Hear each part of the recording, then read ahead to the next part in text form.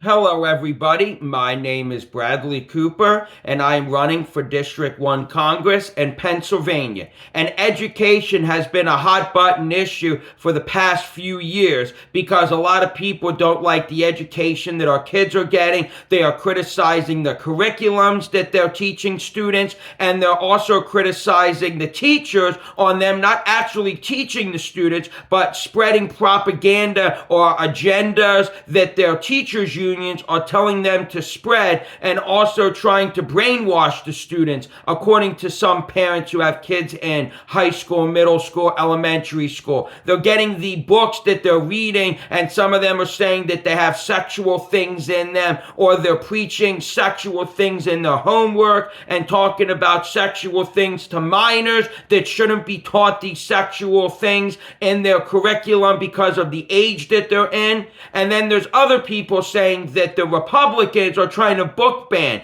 They're trying to get rid of books that have no sexual innuendos in them. Kind of like Anne Frank's book, for instance, they have brought up before, saying they're trying to ban them because of this reason or that reason, and it's not justifiable. There have been organizations like Moms for Liberty who are for, getting the education system back to what it used to be, getting rid of sexual orientation out of the schools, curriculum, unless you're in a certain class that is for that type of studies, that we need to stop these curriculums from being put in there in the books, and trying to get parents to get into school board and talk about what's going on, listening to the school board leaders, and even run for office as school board presidents or school board leaders to be able to have a say in children's education and try to inform the public on what is going on. So there are organizations on one side, then there's organizations on the other side that are saying that the Republicans are crazy, they don't know what they're talking about, that we want to push this type of education, that this is why we're doing it, we're teaching them about this and that Republicans want to hide and not share and not want to be talked about, that they're not for Black history studies that we've been shying away from. It's only about white people and what white people did this and did that type of thing. And they're trying to argue back and forth on both sides, Republicans and Democrats, on how our education system should be. Now, in Washington, what I would preach on in this regard is that we have a right to know bill that has already passed in the House, but I would do it again and push any legislation that has something in a right to know bill, that the parents know what curriculum the teachers are going to teach their kids. So in the beginning of the school year, if you're in elementary school or middle school, the teachers would have to put a year-long report on what they're going to teach the kids, what books they are going to give to their kids, and what education studies you are going to get. I would bring the education for like math and the curriculum that they use for that back to the old school learning, not the new way of trying to take this and change that and move this around and add 2 plus 7 when it could be 9 times 9 is 81, and just put it on there and make it simple. Not try to overcomplicate things and make things so crazily,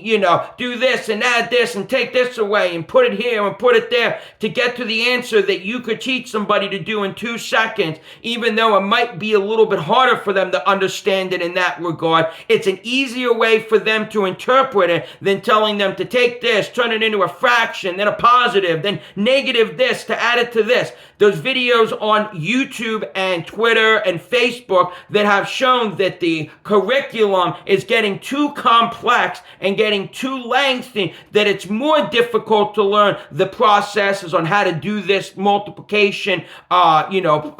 problem, and instead just doing it the other way that we learned back in 2008, let's say, that we're making it too difficult. Now, when it comes to colleges, college is way too expensive. College costs way too much money, and the education that they're giving people, a little bit of that is propaganda driven, trying to brainwash them to believe in certain things, or to tell them that this is how it should be, not this. We need to bring that down and have it where it is about what you're going to school for, what you need to learn. Take away any personal agendas, propaganda, and anything that you want to add into the class. class and make it about what you went to school for, what you are studying for, and what you want to go to as a career. And that's where it should end. If you refuse to do that and you want to push your propaganda in there, brainwash kids, support certain things going on in that college, then you need to be defunded and you need to have your federal funding taken away from you. Also, you should not be allowed to go to college and be able to get loans from the federal government and allow these colleges to charge you 3, 4, 5, 6 times that they should be charging you. So $200,000, $300,000, $400,000 to get an education if you went to Penn State, Ohio State, University of Penn, or whatever college you went to, charging you way more than it should be. Because these schools are getting money from the federal government because the government's just giving out loans left and right. If you look at these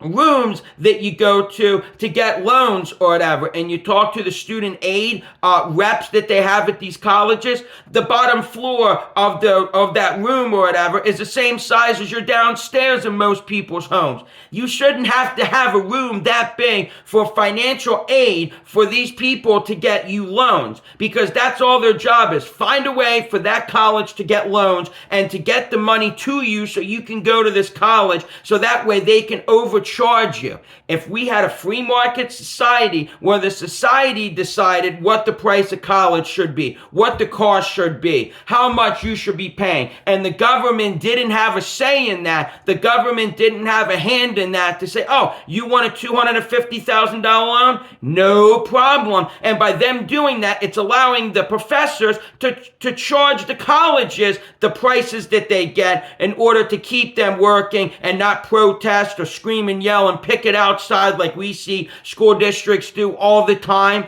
They would be doing the same thing in colleges. So when they make the $150,000, $200,000, that's because the colleges is charging the students so much money because the federal government is giving the students the money that is going to go back to the college, and then the college ends up making that money to support this, and it's a vicious circle. And then the government's like, oh, well, we're going to pay off your loans, which would take 30 years to pay off by the American citizens on the people that don't want to pay their loans, can't afford their loans, or the ones that agreed to take these loans out to go to college. And yet they're not fixing the major problem that caused this to happen. I would propose that we change who can allow loans to be given to students when you go to college, and you'll see a change in that. Thank you.